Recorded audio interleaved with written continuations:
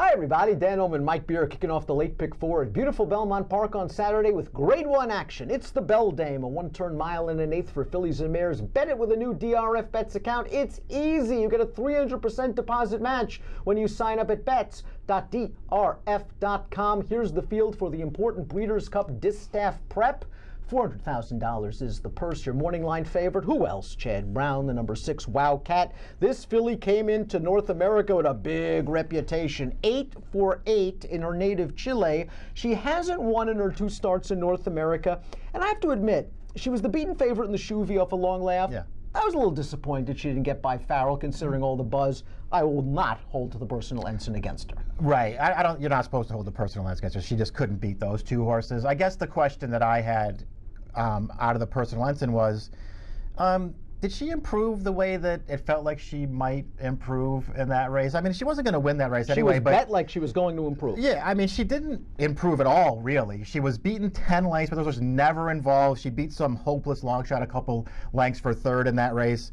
I was willing to give her the benefit of the doubt for the Chuvie because it felt like she needed that race. It felt like she got a little tired in that race, and Farrell did get loose on the lead in that race. So I wasn't that down. I actually felt like she ran okay in that race. I don't know. I just thought that she'd run better last time.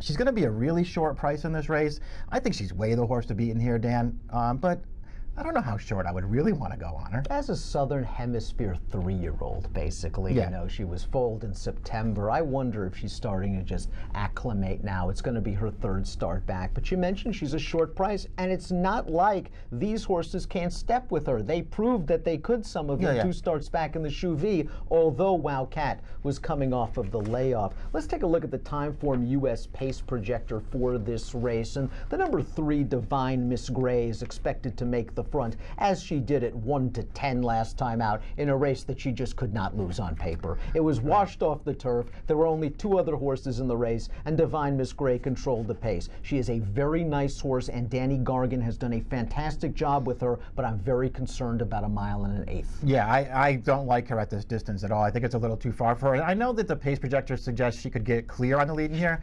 I don't know, man. There's other Farrell making the front? It doesn't make any sense to me that the way that pace projector is laid out, because there's no way Farrell is taking back in this race and sitting 3rd. I don't see that happening at all. So we'll see what happens with Divine, because she's a really nice horse. Danny Gargan's done an unbelievable job with her. But her recent form is not the best, and mile and eighth is really pushing it for her. I kind of like her best at 7 when she was doing some of that work. 7, 1-turn mile. We'll see if she gets this kind of pace projector. Handicap the pace projector. We say it all the time because Farrell's best races come when she is on the lead, and she held off Wildcat and she held off Verb's Tail when she went gate to wire at this distance in the Chuvie 2 starts back. She pushed those hot fractions in the personal ensign and paid the price. Draw a line through that race. You're left with a solid horse that will buy her a 90, 91, and the question is it good enough to win on Saturday? Yeah, I mean, it certainly puts her in the mix in this race, unless Wildcat really does take the step forward that it seems like most people are anticipating that she will. But if she doesn't, yeah, certainly Farrell has a real chance in this race. She doesn't need the lead, but she is going to be forward in this race. I don't know, I'm not a huge fan of hers, but I think it's pretty clear when you start going through this field from top to bottom, she fits right in, and she's going to get a halfway decent trip in this race. If I had to drop the pace projector, I'd have 3-8 sitting next to each other and have the 4 Come Dancing sitting behind. Now, Come Dancing last time out had a lot of things go her way. On paper, there was no speed in the race. Yeah. She was the lone speed, and hey, it actually played out on the racetrack like it did on paper. Come Dancing just walked on the lead, drew away to win with an 85 buyer speed figure. That's not going to be fast enough to win, and she's not getting the same trip she got last time out. But she's lightly raced and well-bred and capable of upside. Maybe can get a piece. Yeah, and she's run some really good races, too. I mean, last time was the first time they stretched her out. She just caught all the breaks in that race. That was the race that Divine Miss Gray was actually entered in and scratched to run in the off the turf. It's a very smart move, and it totally changed the complexion of that race, and Come Dancing took advantage in there. And, you know, even though it suggested she can go this far, I mean, she didn't even really improve, even with the softest of trips in there, an 85 buyer, not going to get it done in here. She beat Burned in that race, and Burned was the one that was burned by the scratch of Divine Miss Gray, because we know one thing about Burned. She needs pace. She's a 1-run closer. Once that scratch occurred and Come Dancing was loose, she had no chance. She punched on, tried well to finish 2nd. Now, this is her 3rd start of the form cycle, and normally you would think with a horse with these kind of attributes and running style, a mile and an eighth would not be a problem. But I have to be honest, I kind of like her as a late-running middle-distance type, and I'm not sure a mile and an eighth is going to be at her best. I agree with all that stuff, and she was compromised last time. And so was, by the way, Dream Call, who was also in that race. We'll see what happens. I don't think her best race necessarily is going to get it done, especially at a mile and an eighth, because I'm with you. I think shorter's a little bit better for her, but this race should at least set up the right way for her. I think she's a slightly better closer than Dream Call. She showed that 2 starts back in the Mali picture, but Dream Call, you're right, was compromised in that Royal Delta. And we have a good formulator fact for trainer Steve Asmussen. Over the past 5 years, older dirt routers in graded stakes at Belmont, 36%, a $4.39 ROI. My main concern is her 2 fast races, one at Prairie Meadows, one at Monmouth.